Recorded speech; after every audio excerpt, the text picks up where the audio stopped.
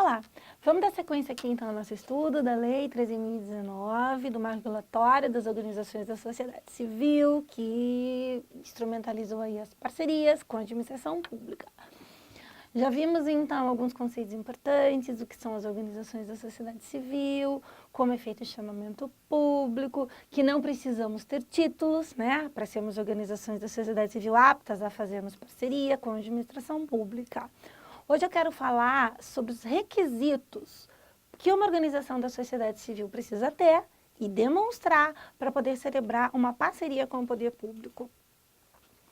Se ela for celebrar uma parceria com a União, ou com o Estado, ou com o município, já tem aí de cara um requisito que é diferente.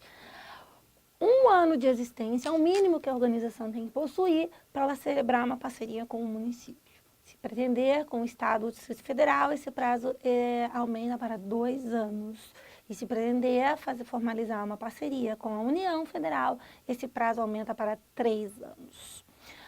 Esse prazo de existência de 1 ano, para formalizar uma parceria, ele é bem providencial, porque ele impede aí daquelas entidades, né, que eram formadas assim, justamente para já de cara receberem um convênio, né, que era na legislação antiga, com a administração pública. E acho que então foi bem providencial e deixou aí as organizações com uma maior segurança jurídica, que era aquilo que a lei, né, que o comitê, que o grupo, que a plataforma lá das organizações se reuniram para conseguir alcançar essa redação dessa lei, era um dos objetivos. Então, acho que foi bem providencial, isso foi um ganho muito grande. Os requisitos que as organizações da sociedade civil vão ter que demonstrar, eles estão concentrados no artigo 33 e 34 da Lei 13.019. Vamos fazer a leitura, então, do artigo 33. Para celebrar as parcerias previstas nessa lei, as organizações da sociedade civil deverão ser regidas por normas de organização interna que prevejam. Inciso 1. Objetivos voltados à promoção de atividades e finalidades de relevância pública e social. O inciso 2º foi revogado e o inciso 3º diz que, em caso de dissolução da entidade, o respectivo patrimônio líquido seja transferido a outra pessoa jurídica de igual natureza que preencha os requisitos dessa lei e cujo objeto social seja preferencialmente o mesmo da entidade extinta. Essa cláusula já está na maioria dos estatutos sociais, né? Porque senão também se cria aí uma associação, recebe recurso, esse é patrimônio público, extingue essa ação e esse bem vai ficar para quem? Para o dirigente? Não, não pode. Então ele tem que cumprir, está constando no seu estatuto, né, que em caso de dissolução e extinção, vai direcionar aí para uma congênere, para uma organização congênere. Ela tem que ter também, no artigo 33, as normas, a sua escrituração contábil dentro das normas brasileiras de contabilidade. É bem importante que você tenha um contador aí bem especializado no assunto para que ele mantenha essa escrituração. Que se tiver alguma inconformidade com as normas brasileiras de contabilidade, vai impedir aí a organização de celebrar essa parceria. A entidade também tem que possuir, como já falamos, ela tem que possuir no mínimo 1, 2 ou 3 anos, né, a depender do caso, com quem que ela for fazer a parceria de existência. E como que ela vai provar essa existência? Ela vai provar com o CNPJ, o documento CNPJ, que você tira do site lá da Receita Federal, que vai constar lá cadastro ativo. Então, você tem que demonstrar aí que você está em atividade. Isso é o que diz o artigo 33, inciso A, a linha A do inciso 5. A entidade também vai ter que possuir experiência prévia na realização. Você vai ter que demonstrar que aquele objeto daquela parceria faz parte do teu métier, que você tem experiência em fazer aquilo, né? Então, você vai ter que dizer lá no seu plano de trabalho que você vai cumprir determinadas metas. Então, você tem que demonstrar que você tem experiência naquele objeto que você se propõe a fazer. A comprovação da experiência prévia veio muito bem tratada no Decreto Federal. O Decreto Federal dedicou um artigo ali para dar exemplos de como a entidade, como a organização pode comprovar a sua experiência prévia. A entidade vai poder provar essa experiência prévia mantendo um relatório de atividades. Aquele relatório de atividades que as entidades apresentam nos conselhos e até há pouco tempo atrás apresentava para o Ministério da Justiça, então, você incrementa esse relatório, você coloca fotos, se saiu matéria na imprensa, você coloca, se você ganhou premiação com isso, você coloca o currículo dos profissionais que estão exercendo aquela atividade, faça um verdadeiro currículo, um verdadeiro portfólio, manda encadernar, mantenha isso em boa ordem, reproduza em cópias, porque a cada celebração de parceria, para cada chamamento público, né, que você, organização, queira participar, você vai ter esse material para levar, né? Você vai ter que mostrar que você tem experiência prévia naquilo que o chamamento público está chamando uma organização que se propõe a fazer. E como eu havia falado, o decreto federal ele foi muito feliz, porque ele trouxe alguns exemplos aí para clarear essa questão para a entidade, né? Mas como que eu vou provar minha experiência prévia? Lá no artigo 26, vamos fazer a leitura? Ó, lembrando que esse artigo 26 é do decreto federal. Que exemplos que ele dá para você, então, comprovar a experiência prévia da sua parceria? Outros instrumentos de parceria que você já tenha firmado, né? Com outros órgãos ou entidades da administração pública, com organismos internacionais, com empresas ou outras organizações da sociedade civil. Relatórios de atividades com comprovação das ações desenvolvidas. Publicações, pesquisas ou outras formas de produção de conhecimento realizadas pela organização da sociedade civil a respeito dela. O currículo dos profissionais integrantes da organização da sociedade civil, sejam dirigentes, conselheiros, associados, cooperados, empregados, entre outros. E a declaração de experiência prévia e de capacidade técnica no desenvolvimento de atividades ou projetos relacionados ao objeto da parceria, ou de natureza semelhante, emitidas por órgãos públicos, instituições de ensino, redes, organizações da sociedade civil, movimentos sociais, empresas públicas e privadas, conselhos, comissões, etc. E também você pode demonstrar isso, a capacidade prévia, com prêmios de relevância recebidos no país ou no exterior, pela organização da sociedade civil. Então, agora, traçadas as linhas gerais aí dos requisitos, vamos fazer a leitura do artigo, que é bem importante, 33 da Lei 13.019.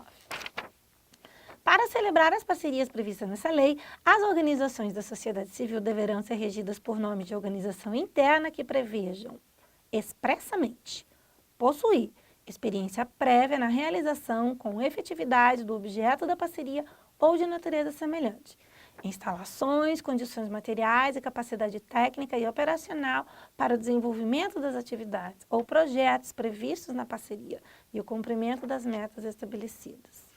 Quando a gente fala de instalações, condições materiais e capacidade técnica operacional, isso é diferente da capacidade técnica instalada, né? Porque às vezes você vai precisar de um novo equipamento, adquirir algum bem para poder realizar aquela parceria. E quando a gente for ver as despesas que podem ser computadas no plano de trabalho, que podem ser pagas com recurso da parceria, ele vai permitir que você adquira um bem, né? Que pode incorporar ou não na parceria, mas você vai poder adquirir esse bem. Então a gente tem que fazer essa distinção, que a condição material e a capacidade técnica não quer dizer que ela tenha que ter a capacidade prévia instalada, porque essa capacidade prévia instalada ela pode até conseguir com o recurso da parceria.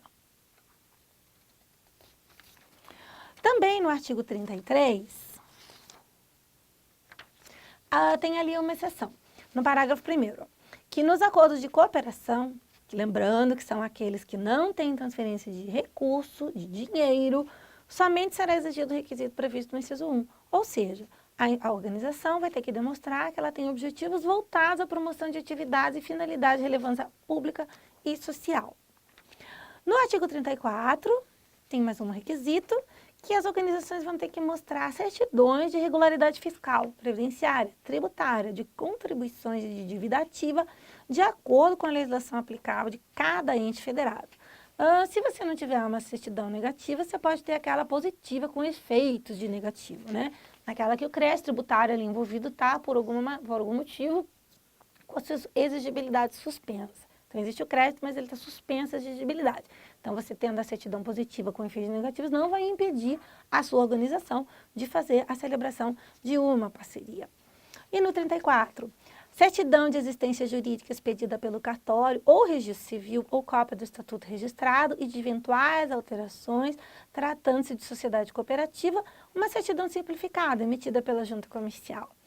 O inciso 4 foi revogado e no inciso 5, a cópia da ata de eleição do quadro de dirigente atual. Também vai ter que apresentar a relação nominal atualizada dos dirigentes da entidade, com endereço, número e órgão expedidor da carteira de identidade e do número do registro no cadastro das pessoas físicas, CPF, da Secretaria da Receita Federal do Brasil. Comprovação que a organização da sociedade civil funciona no endereço que ela declarou. Aqui, eu quero fazer a seguinte ressalva. Ele pede a ata dos dirigentes, né? E os dirigentes, quem são os dirigentes? Vai depender de quem é o estatuto da organização, da sua organização, dá poderes, né? De gestão, de direção, de tomada de decisões. E tem requisitos negativos para as OS que os dirigentes, eles não podem ser membros de poder. O que é membro de poder? São as pessoas que estão aí nos mandatos eletivos, né? Prefeitos, vereadores, deputado estadual, deputado federal, senador, presidente da república, governador de estado. Não pode ser membro do judiciário, não pode ser juiz, não pode ser desembargador, não pode ser ministro, e não pode ser membro do Ministério Público, ou seja, promotor de justiça, né, lá no município, procurador de justiça, se for um tribunal, procurador da República, se for o Ministério Público Federal.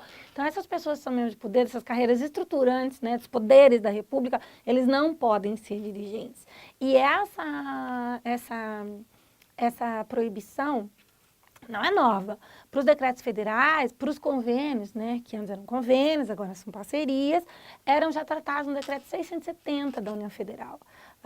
Os convênios feitos com a União Federal não permitiam que essas pessoas, dos poderes, né, exercentes de cargos, dos poderes estruturantes da República, firmassem parcerias. Várias entidades perguntavam, mas aonde que está proibindo isso no Estatuto? Não está proibindo no Estatuto. No Estatuto da sua organização não vai constar essa redação. Mas não se esqueça que o Estatuto se submete à lei.